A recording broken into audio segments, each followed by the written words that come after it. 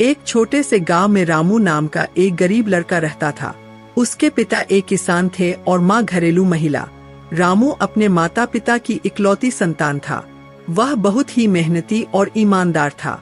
उसके माता पिता ने उसे हमेशा अच्छाई और सच्चाई का पाठ पढ़ाया था।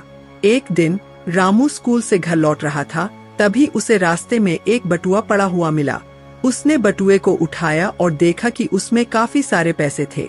रामू ने सोचा, यह पैसे तो किसी के बहुत काम आ सकते हैं, मुझे इसे उसके मालिक तक पहुंचाना चाहिए। उसने बटुए में रखे पते को देखा और उस दिशा में चल पड़ा।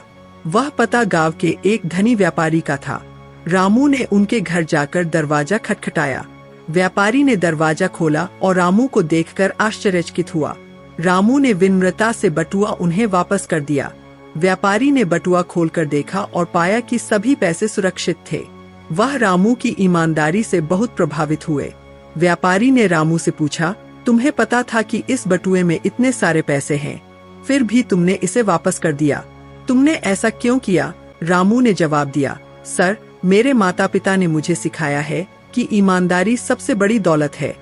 यह पैसा मेरा नहीं है, इसलिए मैं इसे आप तक वापस लाया। व्यापारी रामू की बात सुनकर बहुत प्रसन्न हुए और उसे इनाम के रूप में कुछ पैसे दिए।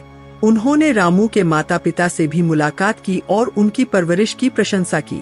रामू ने उन पैसों से अपनी पढ़ाई पूरी की और बड़ा होकर एक सफल व्यक्ति बना। उसने समाज में ईमानदारी और अच्छाई का महत्व समझाया और सभी को प्रेरित किया।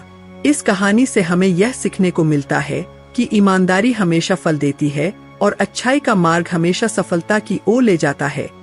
रामू की कहानी आज भी गांव में एक मिसाल के रूप में सुनाई जाती है।